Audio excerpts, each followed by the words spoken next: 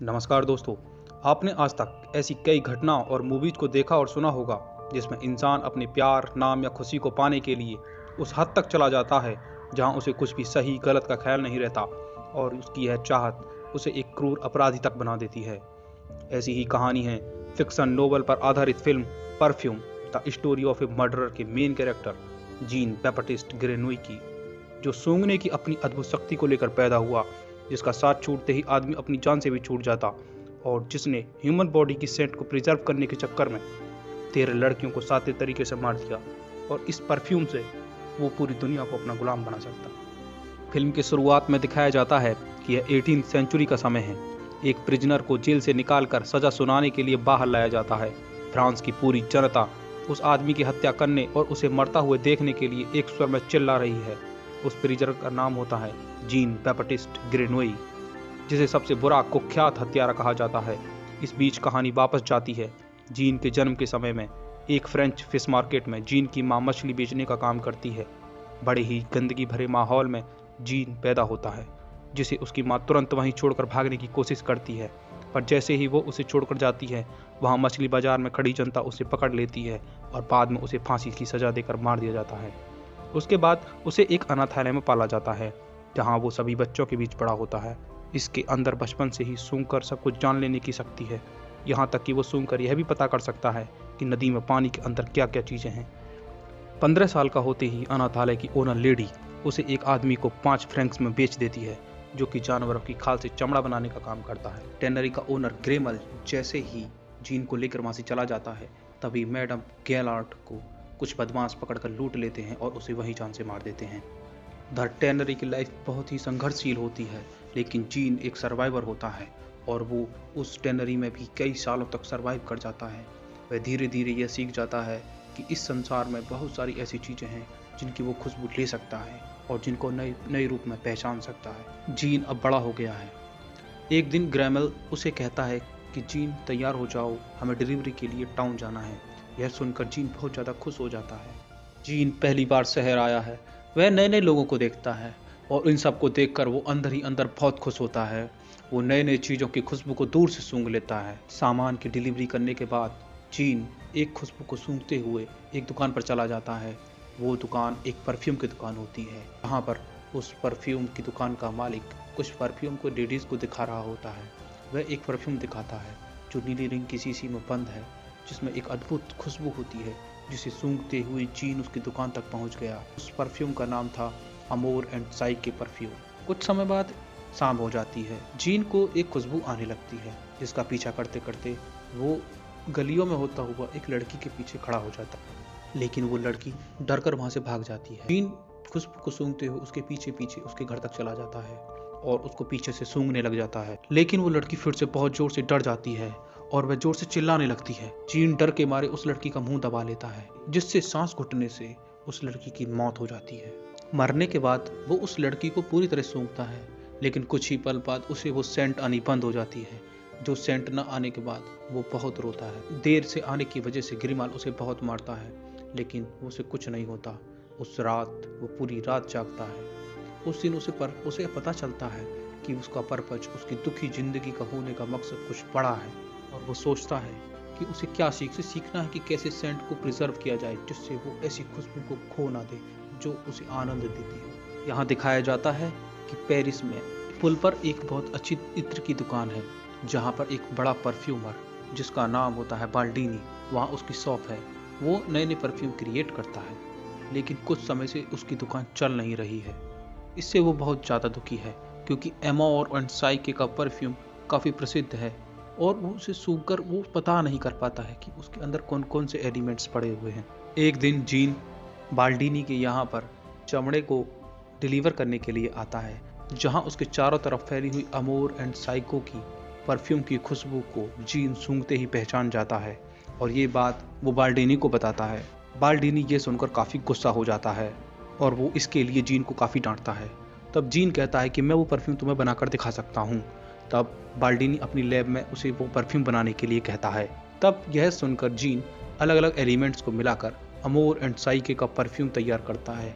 लेकिन कुछ देर बाद वो इसमें कुछ अलग एलिमेंट डालकर अमूल एंड साइकी से भी अच्छा परफ्यूम बनाकर बाल्डिनी को दे देता है, जिसे सूंघकर बाल्डिनी खुशबू से ओतप्रोत होकर एक अलग ही जन्नत में घूमने चला जाता है। इसके बाद बाल्डिनी ग्रिमोल के पास जाता है और वो जीन के 50 फ्रैंक्स देकर उसे खरीद लेता है। जीन जैसे ही ग्रिमल को छोड़कर जाने लगता है, ग्रिमल भी मारा जाता है।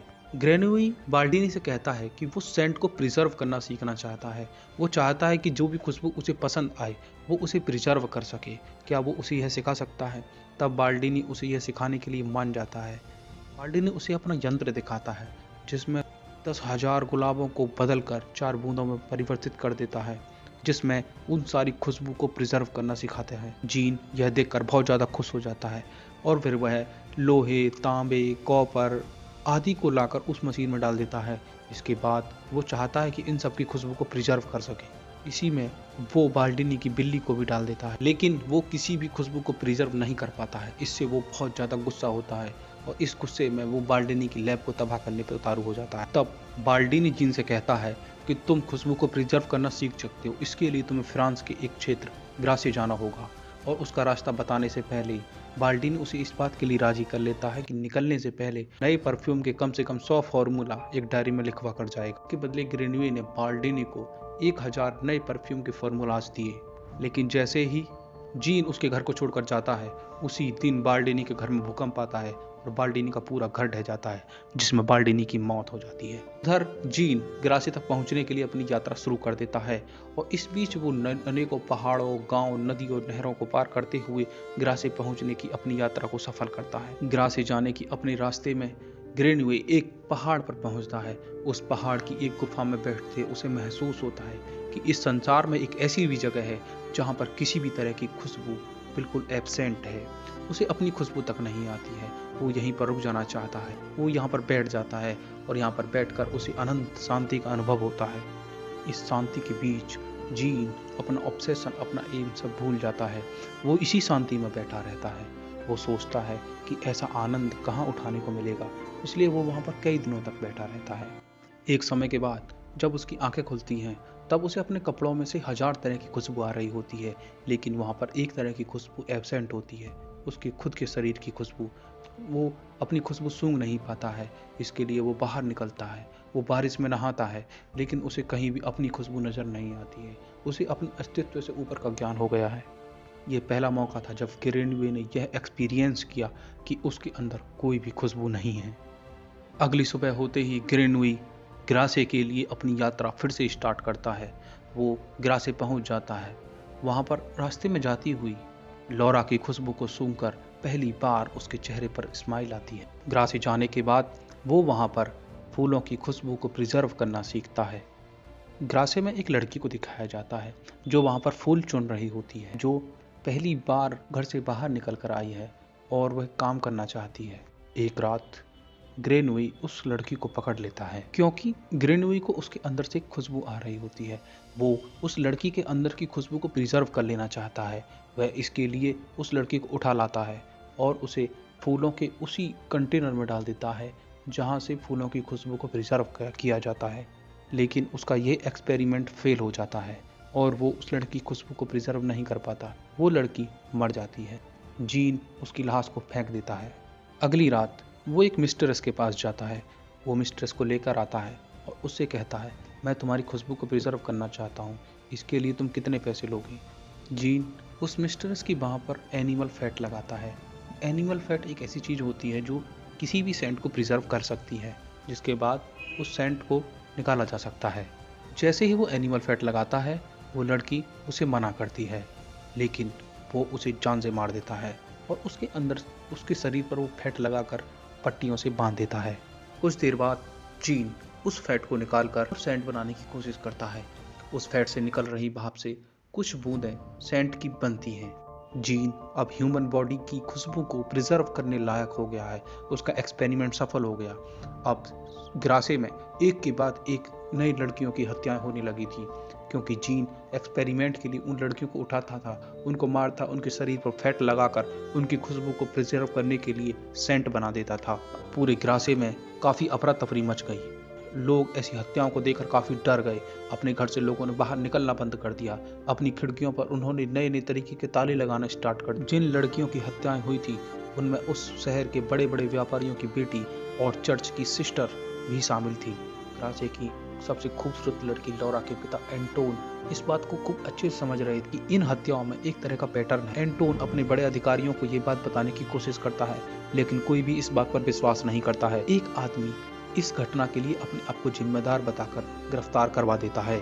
एंटोन ये बात मानने से साफ इंकार कर देता है कि वो आदमी अपराधी है। एंटोन उस पैटर्न को देखते हुए यह समझ जाता है कि अगला नंबर शायद उसकी बेटी लौरा का हो सकता है। इस डर को देखते हुए वह लौरा की सिक्योरिटी काफी बढ़ा देता है। लौरा इस पॉजिटिवनेस को देखकर बहुत दुखी होती है।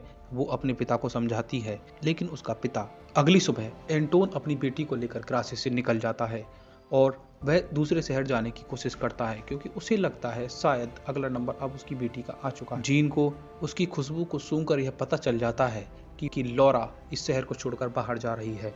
वह तुरंत उठकर उनके पीछे जाने की कोशिश करता है। वह लौरा की खुशबू को पीछा करते करते उस होटल तक पहुंच जाता है जहां पर एंटोन और उसकी बेटी लौरा ठहरी हुई है। जैसे ही जीन ग्रासे को छोड़कर बाहर जाता है, तभी जहां पर जीन काम करता है उस फैक्ट्री का मालिक का कुत्ता सूंघकर उस जगह पता कर लेता है जहां पर उसने सारी लड़कियों को मारकर उनके कपड़ों उनके बालों को दफनाया था। यह देखकर तफ्तीश होती है और सबको पता चल जाता है कि उन सभी हत्याओं का जिम्मेदार जीन है। ग्रासे की पुलिस उसे ढूंढने में लग जाती है।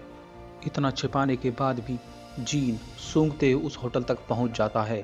पट्टियों पर एनिमल फैट लगाकर लौरा के कमरे में घुस जाता है। अगली सुबह एंटोन जब लौरा के कमरे का दरवाजा खोलता है तो सामने वो अपनी बेटी लौरा की लाश देखता है। जीन ने रात में ही उसकी बेटी को मारकर उसके शरीर से उसके सेंट को निकाल लिया था। उधर जंगल में ग्रेनवे उस सेंट को बनाने का काम जारी रखता है। वो लौरा के शरीर से निकाले गए फैट से एक सेंट बना लेता है। तभी ग्रासे की पुलिस आकर उसे पकड़ लेती है। जीन को बहुत टॉर्चर किया जाता है। उसे पूछा जाता है कि उसने क्यों मारा। इतनी सारी हत्याओं को देखकर ग्रासे की जनता अपने आप में सहम गई थी, इसलिए जीन की हत्या के लिए, उसकी हत्या को देखने के लिए पूरी ग्रासे की जनता इकट्ठी हुई थी।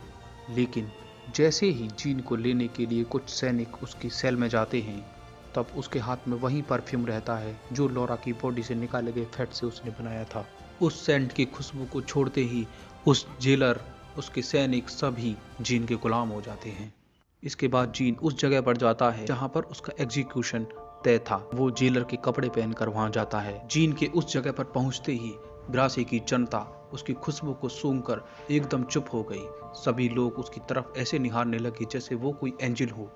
वो जैसे ही उस जगह पर चढ़ता है जहां पर उसकी गर्दन काटनी तय हुई, उस जगह पर जाते ही जल्लाद अपने हथियार नीचे गिरा देता है और उसके आगे झुककर कहता है कि ये निर्दोष है।